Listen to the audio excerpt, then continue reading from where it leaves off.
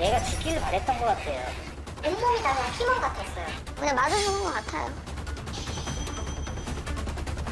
왜 욕을 하지? 난 진짜 최선을 다했는데 왜 걔를 죽여요?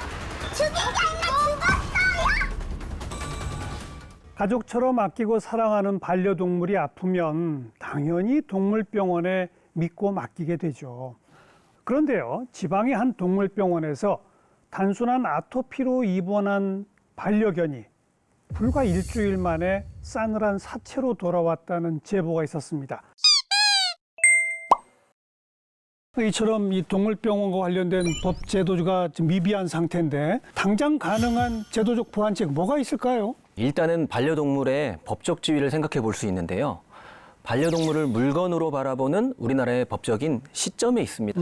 그렇기 때문에 반려견과 관련된 문제에 있어서는 처벌이나 보상이 미비할 수밖에 없고요. 그렇죠. 하지만 무엇보다 처벌이나 보상으로 가기 위한 입증 자체가 힘든 경우가 어렵죠. 많습니다. 예. 네. 사실 시대에 맞게 축산동물과 반려동물을 구분하는 행정 시스템, 있어야죠. 네, 즉 반려동물을 주관하는 전담 기구나 행정적인 법적인 장치들 모두 너무 부족한 것이 예. 현실입니다. 예. 그 내용만 제가 마지막으로 여러분들한테 좀 말씀드리고요. 거기서 우리 사회자님이 물론 편집됐어요. 편집된 부분 말씀해 드리는 거예요. 어떤 질문을 하냐면 수의사님, 아니 근데 우리 일반인 분들, 일반 동물 보호자 분들은 혹여나 우리 강아지 고양이가 동물병원에서 오진을 받았는지 또는 과잉진료를 받았는지 이런 걸 판단하기가 쉽지 않잖아요. 그런 경우에 좀 빨리 알아챌 수 있는 방법이 있나요? 라고 저에게 사회자님이 질문을 했습니다. 그래서 저는 그러면 어떻게 대답을 했느냐? 솔직하게 대답을 했어요.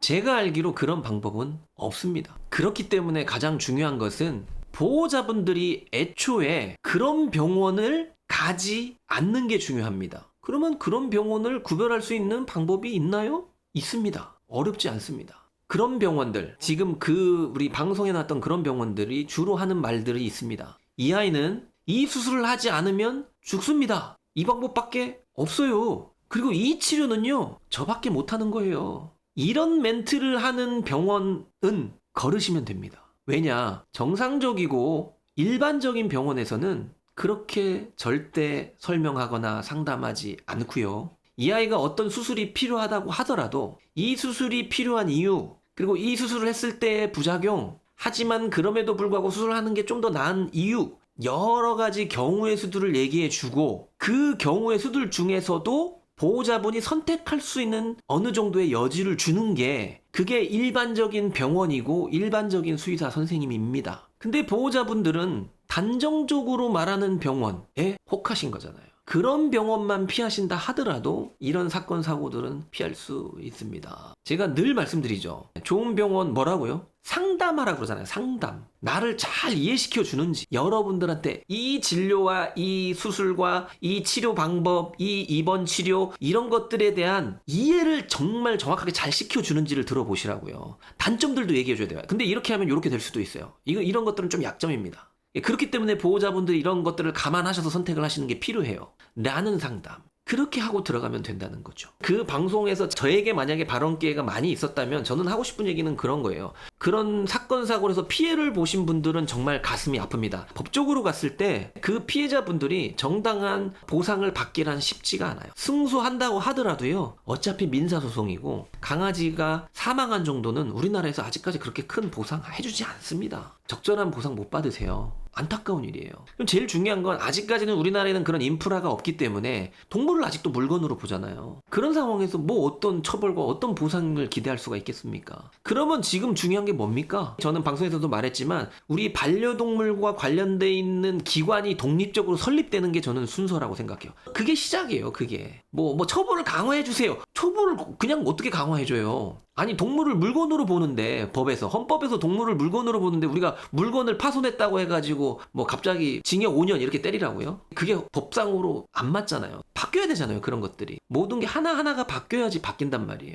그러려면 아까 말씀드린 것처럼 동물을 전담 기구가 생기는 게 제가 보기에는 1번 순서입니다. 근데 그게 금방 될 것 같아요. 여러분, 지금 현 대통령님도 공약을 하셨어요. 기대는 하겠지만 언제 될지는 모르겠어요. 그리고 그게 설립이 된다고 해서 모든 게 그냥 일사천리로 되진 않겠죠. 하나하나 바뀌는데 오랜 시간이 걸릴 거예요. 그러면 그때까지 여러분들은 손 놓고 기다릴 거예요? 여러분들 보호자분들요. 강아지 고양이 키우시는 여러분들요. 언제든지 그런 상황 당할 수도 있고 그런데 그럼 여러분들이 그때까지 하셔야 될 건 뭐예요? 그런 데를 피하시면 되는 거잖아요. 그런 데를 피하시라는 얘기예요. 제가 누누이 동물병원에 대해서 설명한 제 영상들 한번 찾아보세요. 그런 병원 가지 않는 방법을 가르쳐 드리잖아요. 어렵지 않거든요. 근데 여러분들은 그게 무슨 보호자 잘못이에요. 그 병원 잘못이에요. 맞아요. 그 병원 잘못이에요. 근데 그런 병원을 없앨 수 없다면 여러분들이 피하셔야 되는 거고, 그러면 여러분들은 하셔야 될 건 뭐냐면 정말 1% 상위 1%의 병원을 찾을 게 아니라 정말 이상한 병원을 피하는 걸 배우시면 되는 겁니다. 그러려면 제가 영상에서 누누이 말씀드렸던 것들, 그런 내용들을 한번 곱씹어 보세요. 마지막 한 가지 여러분들한테 잔소리를 할게요. 지금 제 방송을 보시는 분들은 해당되지 않을 수도 있습니다. 왜냐하면 이미 와벳 방송을 보는 분들은 좀 어느 정도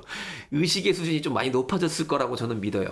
혹시 제 영상을 처음 보시게 되실 분들, 앞으로라도 보시게 되실 분들을 위해서 말씀을 드릴게요. 이거는 좀 잔소리입니다. 여러분들의 뼈를 때릴 수 있는 얘기이기도 합니다. 자, 여러분들이 동물병원을 고르실 때 어떻게 생각하시면 되냐면 내가 키우는 나의 아이라고 생각해 보시면 돼요. 근데 제가 이렇게 얘기하시면 분명히 뭐라고 말씀하시면 장난해요?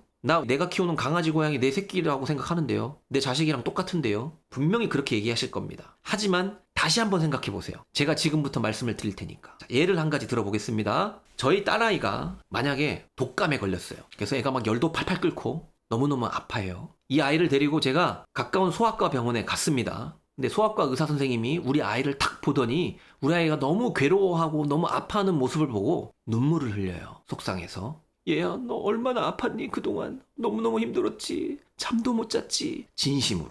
자, 저는 그러면 그 병원을 신뢰할까요, 안 할까요? 제가 우리 딸아이의 보호자로서 솔직히 말씀드릴게요. 저는 다음부터는 그 병원에 가지 않습니다. 우리 딸아이가 아파서 소아과에 갔는데 그 소아과 선생님이 정말 감정적으로 우리 아이의 감정을 너무 잘 이해해 준다고 생각하면 저는 오히려 그 병원을 좀 피할 것 같아요. 왜냐? 제가 원하는 건 그게 아니거든요. 저는 우리 아이를 아주 이성적으로 진단하고 치료해 주기를 원해요. 제가 이상한 아빠입니까? 여러분들 딸아이, 여러분들 아들이 아프면 저랑 다르게 생각하실 것 같으세요? 자, 그럼 이제 여기서 한번 바꿔보세요. 여러분들이 강아지, 고양이가 아파서 동물병원에 갔을 때는요. 그때도 기준이 같아야 되는 거예요, 여러분. 근데 여러분들은 알게 모르게 뭐가 있냐면요. 우리 아이가 아파서 동물병원 가면 그 선생님이 우리 아이를 바라보는 그 선한 눈빛, 사랑스러운 그 표정과 그 말투, 이게 되게 중요하다라고 보시는 분들, 여러분들 다 그렇다는 거 아닙니다. 오해하지 마세요. 근데 그런 분들도 정말 많아요. 그게 내가 이 병원을 바라보는 데 있어서 상당히 중요한 게 될 거예요.